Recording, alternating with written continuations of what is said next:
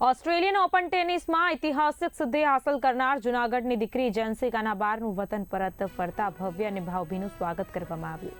Australian open tennis Asia Pacific elite under 14 women's સ્પર્ધામાં title જીતીને દેશ અને રાજ્યનું નામ રોશન કરનાર જેન્સી કાનાબારે નામ રોશન કર્યું છે, સાથે જ ઇતિહાસ રચ્યો છે। આ અવસરે મજેવડી દરવાજાથી ગાંધીગ્રામ સ્થિત સરદાર પટેલ રમતગમત સંકુલ સુધી ભવ્ય બાઇક રેલીનું આયોજન કરવામાં આવ્યું હતું, જેમાં રમત પ્રેમીઓ, ખેલાડીઓ અને નાગરિકો મોટી સંખ્યામાં જોડાયા હતા।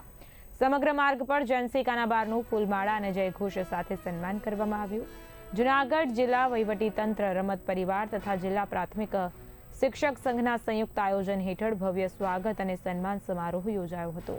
આ સમારોહ દરમિયાન જૂનાગઢ જીમખાનાના ટેનિસ કોર્ટને હવે જેન્સી કાનાબાર ટેનિસ કોર્ટ નામ આપવામાં આવશે તેવી જાહેરાત કલેક્ટર અનિલકુમાર રાણાવાસિયાએ કરી હતી અને જેન્સીનું સન્માન કર્યું હતું। મેયર ધર્મેશ પોશિયા, ધારાસભ્ય સંજયભાઈ કોરડિયા, કલેક્ટર અનિલકુમાર રાણાવાસિયા સહિતના અનેક મહાનુભાવોની પ્રેરક ઉપસ્થિતિમાં યોજાયેલ આ સન્માન સમારોહમાં જેન્સીની સિદ્ધિને યુવા પેઢી માટે પ્રેરણારૂપ ગણાવવામાં આવી હતી। જેન્સી કાનાબાર આ ઐતિહાસિક સફળતાથી સમગ્ર જૂનાગઢ જિલ્લામાં આનંદ અને ગૌરવની લાગણી છવાઈ હતી।